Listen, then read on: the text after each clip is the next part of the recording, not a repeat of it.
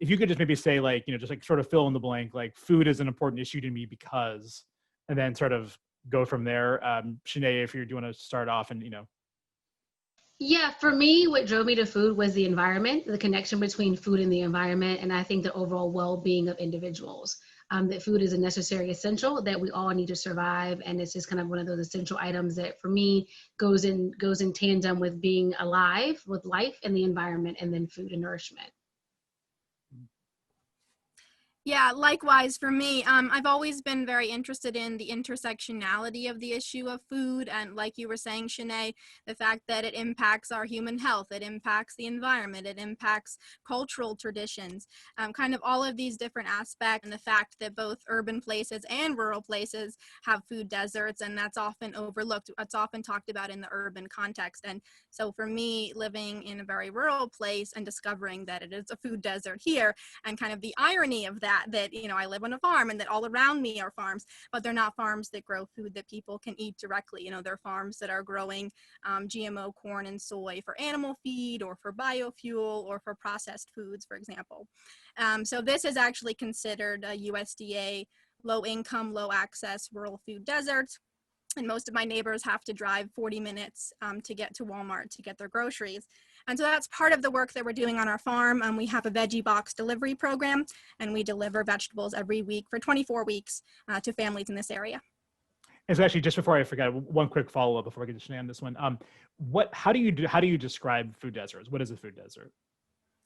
Yeah, a food desert basically essentially means that it's hard to access food. And like I was saying, in this particular circumstance, it's a low income, low access. So they have to drive 40 minutes to get to a grocery store, and then it's a low income area. So it's hard to actually buy food. Food is not at an accessible price.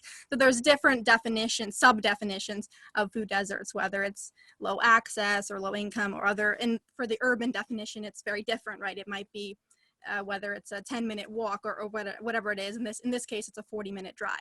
When I think of food deserts, I think, yes, holistically think of it being access, like, in proximity. However, like when thinking about it in this urban context, I look at it more like a healthy food. So I think there's a healthy food desert, if you will, in this urban space, because a lot of the food options, there's access, but it's not access to healthy food.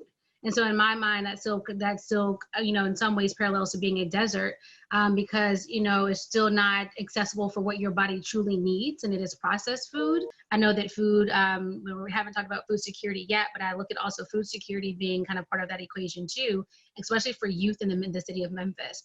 That there's a large percentage of youth that depend on school meals for food and health. And right now, of course, with the pandemic, they're not having that consistent school access.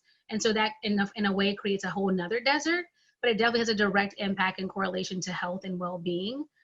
Even with, to put forth the effort to even be able to walk or to drive there, right? And if you don't have food and nourishment, that also impacts your energy and abilities to get to where you need to get or do what you need to do. We still haven't finalized our problem statement. We're still in conversations.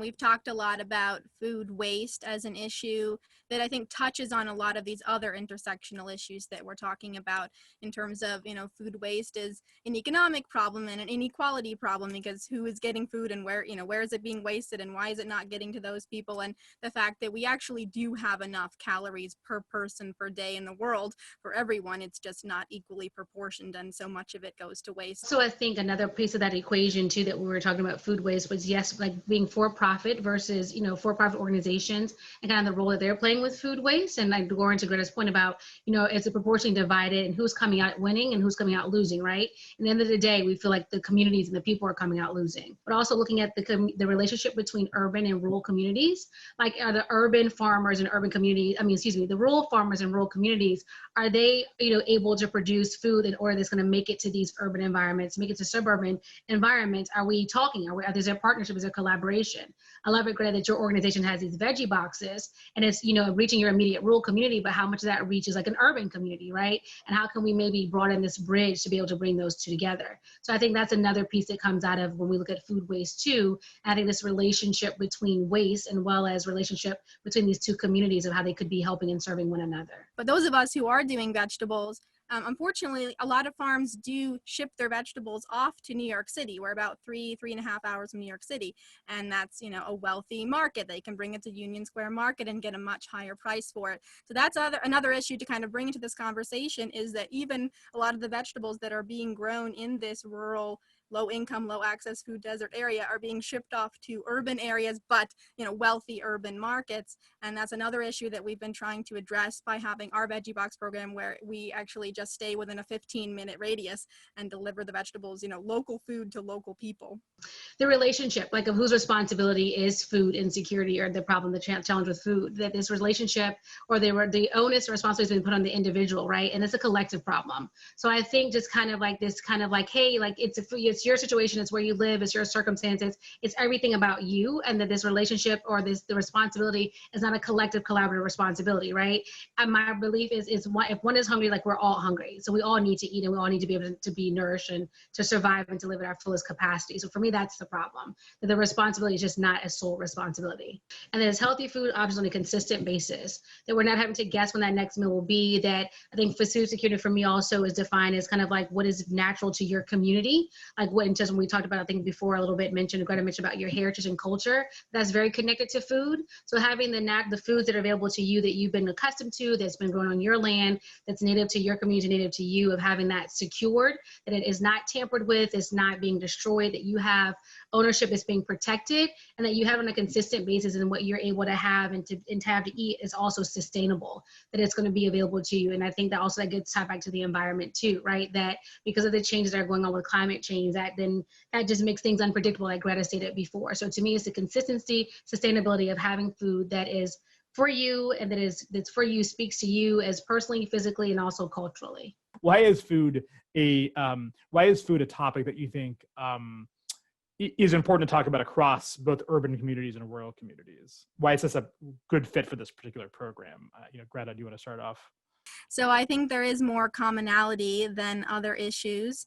At the same time, of course, there's always going to be divisions and miscommunications, and that's kind of what we're trying to get at with this entire conversation, is to bring together the rural and the urban and to show that we have this common issue of food insecurity. I don't know that it is talked enough about to become divisive, right? I think if it were talked about more, there would be an opportunity to have like different sides. I just don't think it's talked about enough.